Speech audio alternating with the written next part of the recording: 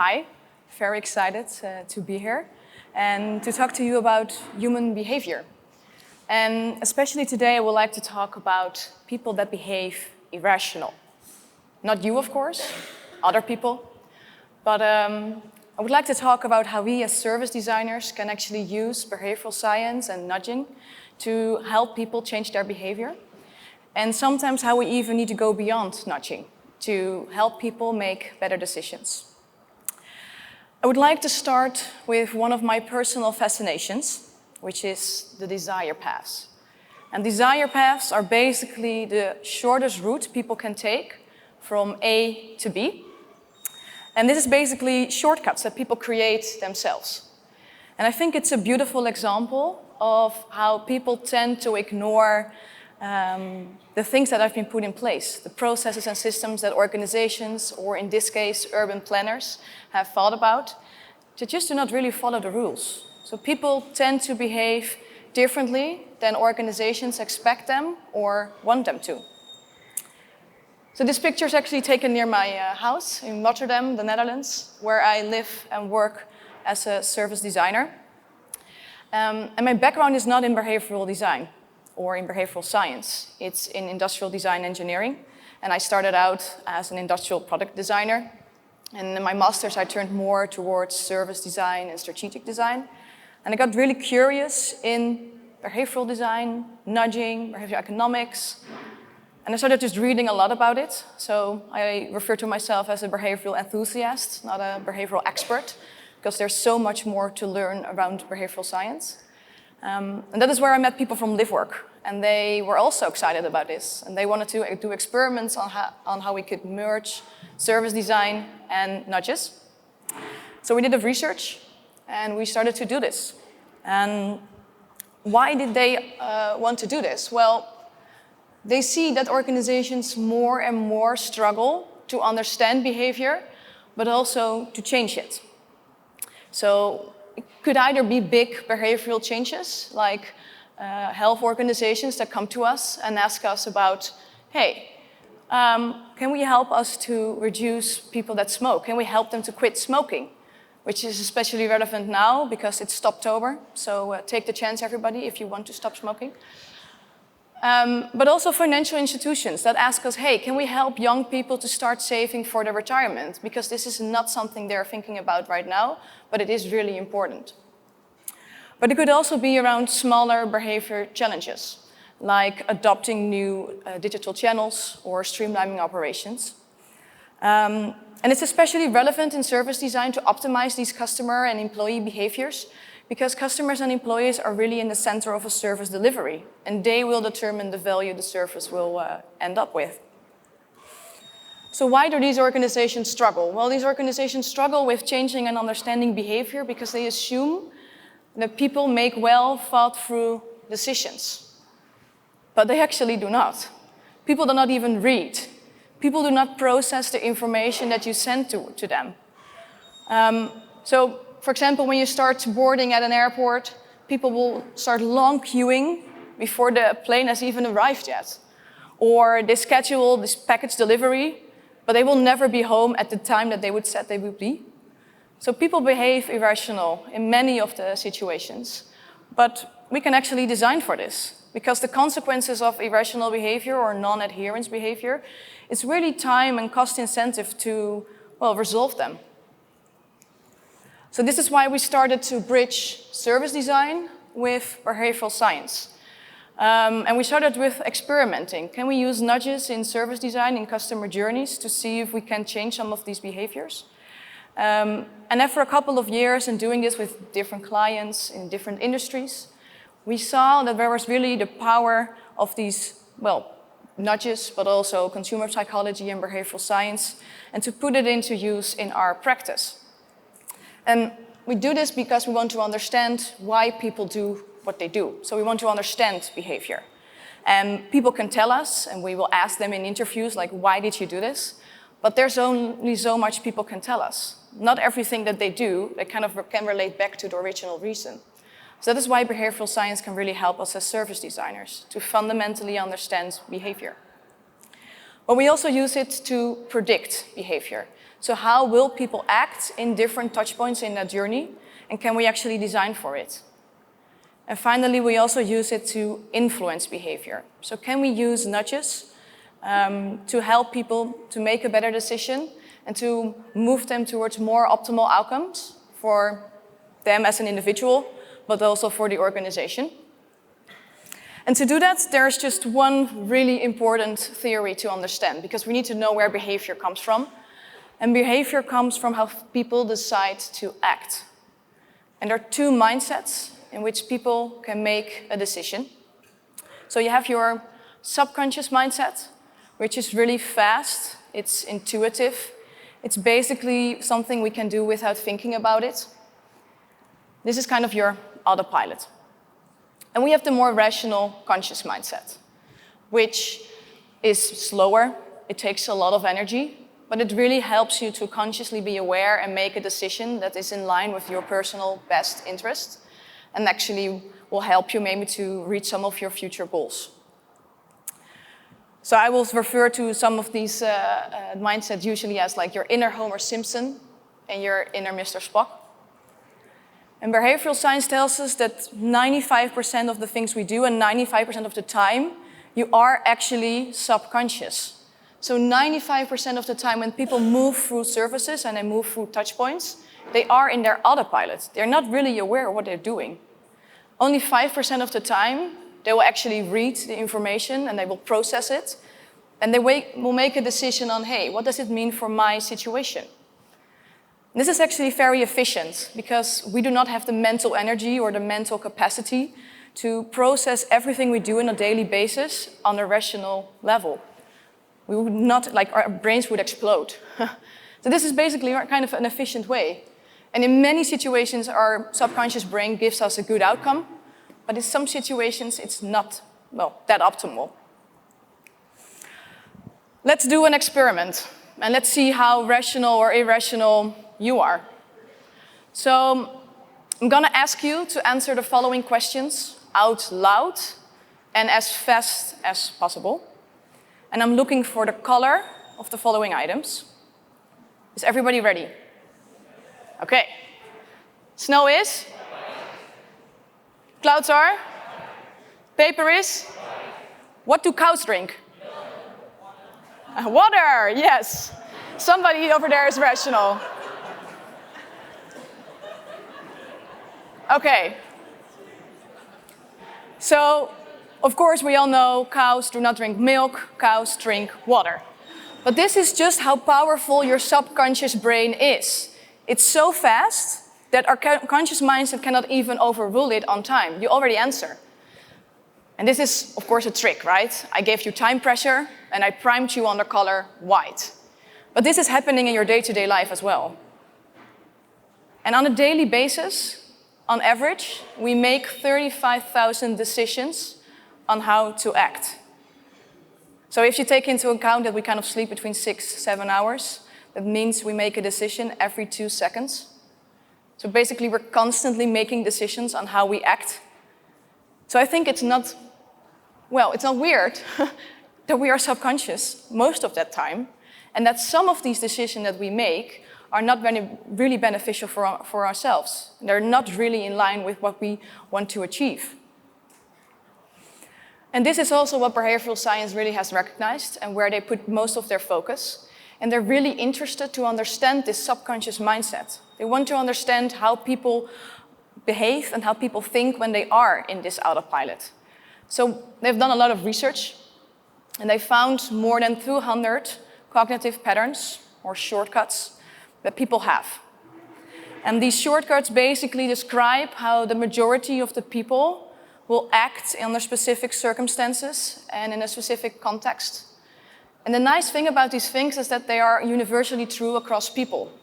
So everybody in this room, from all the different countries that we come from, has these same patterns. Everybody has the same shortcuts in their brain. We kind of use them a little bit differently, but in general, we can say our brains are wired in a similar way. Give you an example of such a shortcut that we have, which is the bandwagon effect, one of my personal favorites. And the bandwagon effect really shows you the power of other people. Let's see if we can start a movie. The gentleman in the elevator now is a candid star. These folks who are entering, the man with the white shirt, the lady with the trench coat, and subsequently one other member of our staff, will face the rear. And you'll see how this man in the trench coat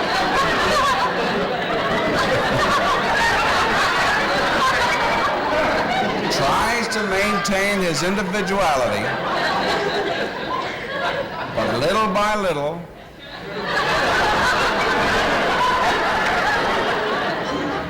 he looks at his watch, but he's really making an excuse for turning just a little bit more to the wall. Now we'll try it once again. Here's the candid subject. Here comes the candid camera staff, 3 of them at least. And this man has apparently been in groups before.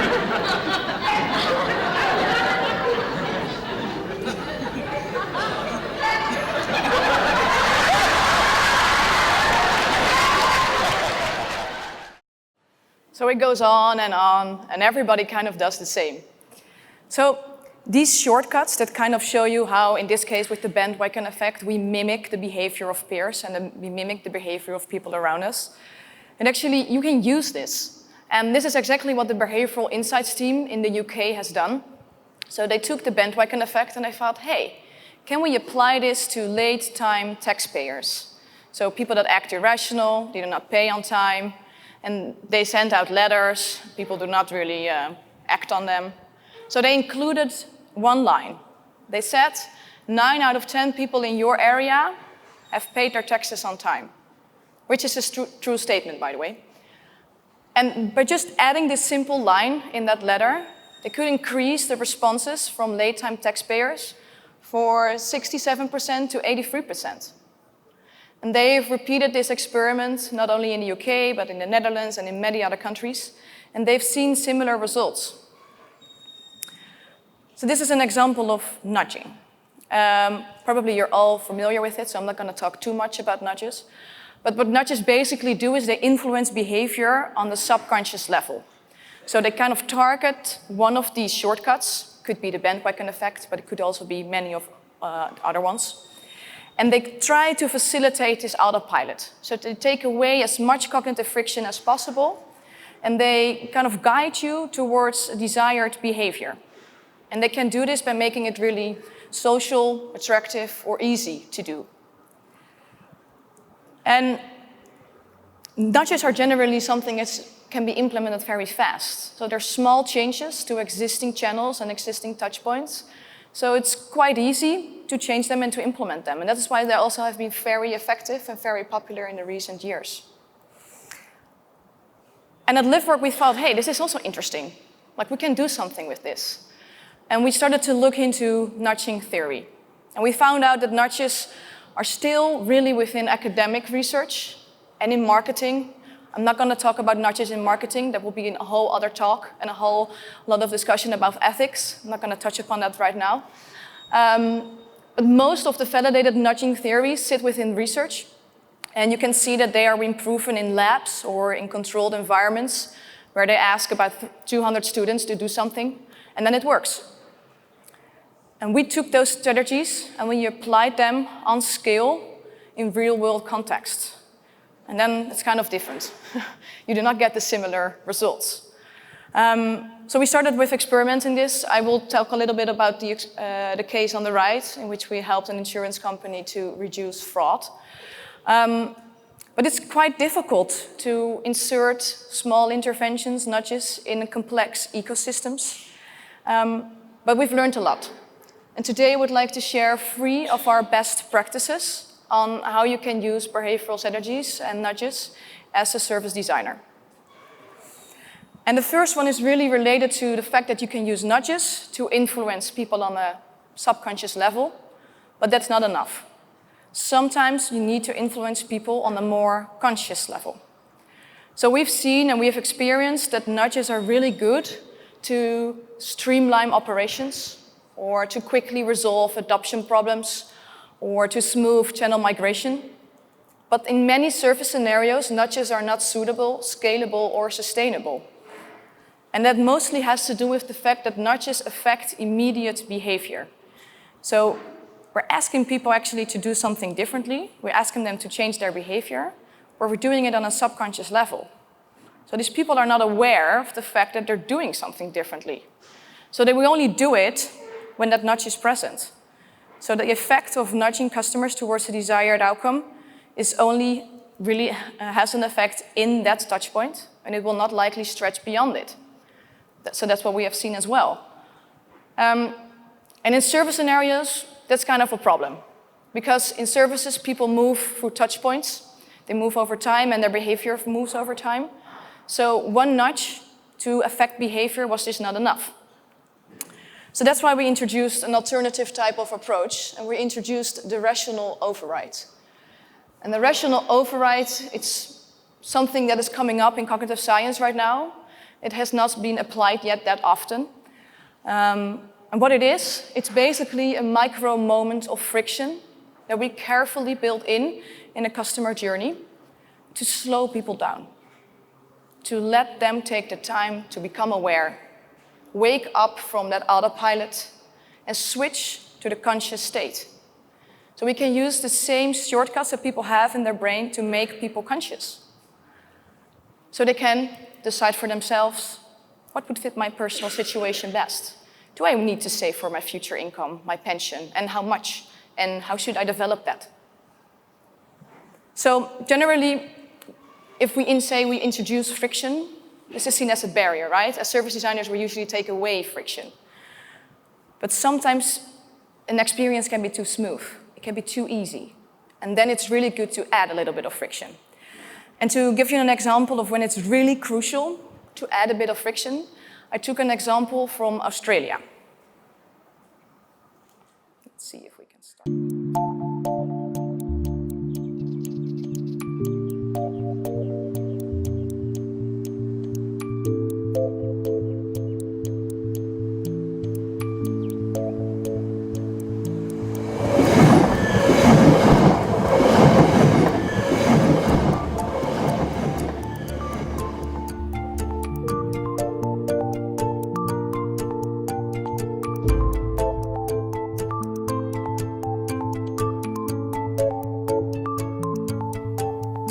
So the idea of the system is to engage your brain as you're approaching the crossing. And it does that by constantly changing the environment.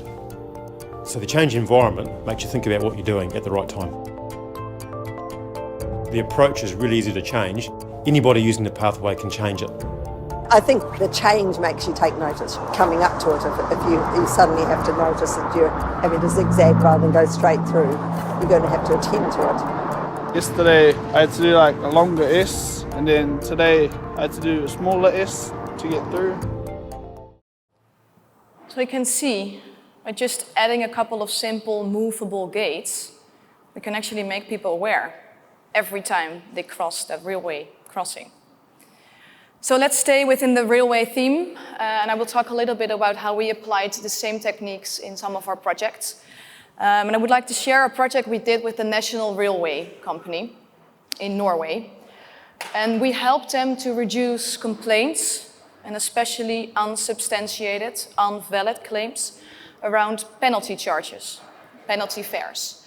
So what was going on in the National Railway is that they saw a huge increase of people that filed for a complaint that actually were not able to show a ticket on the train. But they were so frustrated and angry that they got this fine, because they did not do this on purpose, right? Their battery just died out and they had the digital ticket on the phone, or any other external reason for them to kind of justify that this was not their fault. So they would go to the staff on the train, they would complain there, they would call the call center, or they would go online and would file a digital complaint. And when they could not resolve their issue with one touch point, they just move on to the next. So you can kind of imagine that handling these complaints was a really cost-intensive process. And the people that actually had a legitimate complaint, like a valid complaint, they had to wait a really long time until it was handled. So this is something they wanted to solve. So what we did is we looked at the complete customer journey, and we tried to identify the different behavioral factors that influence people in their behavior when they get a penalty fare. And we not only used nudges, but we also used rational overrides. So we really tried to influence people on a conscious level, but also on a subconscious level, to help them to reassess their own situation, to kind of come at ease with the fact that they had to pay this fine. The third example you saw was that we redesigned the digital complaint form. And first, it was just one form where people just go and they were very angry, so they just started typing, and then they hit enter without thinking about it. Not really aware, not really reevaluating their situation. So what we did is we redesigned that form, and we just added extra decision points, clarifying questions, checklists, to help people to slow them down, to be calm, to reevaluate their situation. Just look at the rules. Did you comply to the rules, yes or no? And by adding this new form, we were able to reduce the complaints with over 70%. The second best practice I would like to share here today is that it's not only about one intervention. It's not one magical solution that will really change people in their behavior. It's about finding the right combinations over time and over different touch points to help people to change that behavior. So it's not really about the fact that we have one nudge or that is really effective or one rational override. No, it's about finding that right combination and also finding the right way to operationalize it. So for the National Railway case, we looked into existing channels and we inserted interventions in both interactive, digital and physical touchpoints and over time, because that behavior of people develops over time. One of the first interventions we did was the interactive one. So we redesigned the script that staff members use when they are on the train and they explain why people receive a penalty fare. And by just adding a couple of behavioral interventions in that script, they were able to calm people down, to just explain the rules and already resolve some of the problems early on in that journey. The third and final practice I want to share today is about the fact that you have to design tailor-made interventions and try to optimize through prototyping and find the right way to operationalize it in your own context. So nudges have become very, very popular, and we see them a lot. But many organizations simply copy and paste validated nudges from one context to another, which is not really effective. We have tried it ourselves. It's not a guarantee for success. Because behavior change is really in the details. It's a tricky thing. And you really need to understand the user, the organization, and the process that people are in order to apply it well.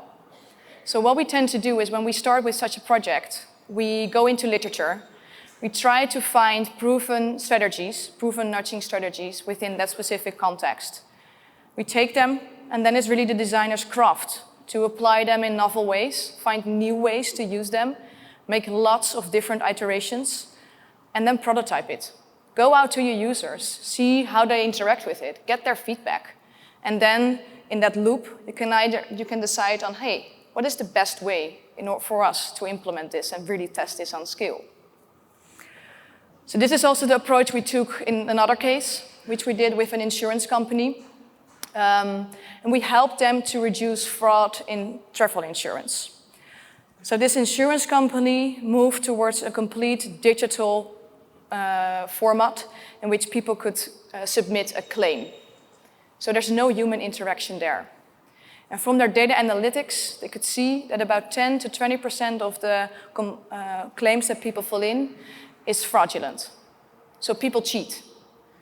And they just cheat by a little bit. So they would say that their iPhone is not 3 years old. No, it was brand new. So I can get a little bit more money for it. And people would do this just in the moment because they had the opportunity to do so. And there was nobody watching them. And they did not have to explain it on the phone. And it's also kind of easy, right? To just add a little bit because this huge insurance company, they make so much money. It's just me, I'm still an honest and I'm a good person. So people could really justify it. So what we did is we applied existing proven intervention strategies in this context, and we designed them in a way that it could really fit in this solution. So the first one was a commitment contract. So usually when you pay your taxes, then you will be asked at the end of filling in all your information if this was the accurate information, and then you say yes. Well, we put that one all the way in the beginning. So before people would start to fill in their claim, we asked them, is this the honest information? Is this everything, and is this accurate? By just priming people on their responsibilities to be honest and priming them on their norms. The second one was a social norm. I will tell a little bit more about that later. And the third one was an extra decision point. So that's again a rational override. And we introduced this escape hatch. So people would have filled in their claim, they're almost done, and then they will get this pop-up asking them, is this the complete information? Are you telling the truth? So they had to cheat again. And cheating once, just in a moment, that's kind of easy. People can do it. But cheating twice, and really have that question on your screen and then saying, no, I'm going to take that risk. I know they will never find out. I'm going to take that risk and get the extra money. That's not something people will do. So this drastically changed the number of people that are dishonest. And by introducing this, we were able to run a large A/B test. Well, actually, it was A, B, C, D, E, because we had many variations. We tested with more than 7,000 users. And we could significantly see a reduction in fraud with 6%, which was huge for the insurance company. Diving in a little bit on the second intervention, the social norm. So the social norm nudging strategy is related to the bandwagon effect, which we have seen in the movie. And this is really the designer's craft, right? Find a way to use it in a different way. So of course we used it in the way that they have used it in the letter as well. So we said, did you know that almost all of our insurance customers provide an honest and accurate information or description of what has happened? So you kind of prime people on the desired behavior of peers. But we also did something with the chatbot. So when people would be on the page, filling in their details, there are a couple of indicators that we kind of can track that show dishonest behavior. One of those things that we can track is the amount of characters people use to describe what has happened. Because people that lie tend to use more details, so more characters. So if we could see that people would typing in, and they would see that they would cross this average amount of characters to describe what has happened, this chatbot would start to talk. It would tell you, hey, are you okay? Can we help you? And by just having the feeling that that chatbot is there, people feel they're being watched. And when people feel they're being watched, they will show normative behavior. So they will be honest. So this is a way in how you can kind of play with nudging strategies and apply them in your own context. So I've talked about 3 of our best practices, influencing behavior not only on a subconscious level with nudging, but sometimes we need to go beyond that and use rational overrides. The second one is really about finding that right mix, the reinforcing combination, and adding them in the right time in the journey, but also in the right touch point. And finally, use your design skills. Really find the optimal way to operationalize a proven intervention strategy so it can have the most optimal effect. So I really believe that we as designers and service designers are already intuitively competent to do this. We're just unaware of all the possibilities that behavioral science and behavioral economics can give us.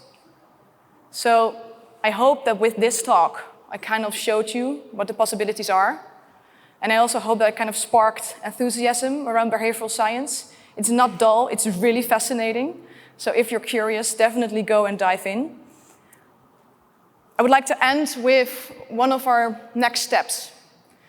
So we've been working with this at Livework, and we've been pretty successful in changing behavior from accelerating adoption and streamlining operations and these smaller challenges in complex ecosystems. But we want to continue and develop this approach. We want to see if we can do more. So we're continuously working with universities, behavioral experts, and service designers like yourself to see if we can also tackle the bigger behavioral changes. So our next step is to really figure out if we can take the similar practices and similar approach to also tackle big behavior questions. Can we help people in the future to make better decisions around mobility or their financial decisions, or even help them make decisions that are positive for the environment? So is this question to you, or rather invitation? Please think with us on this. If you have any insights, please share them with me. I will be there having a coffee, so let's continue the conversation. Thank you.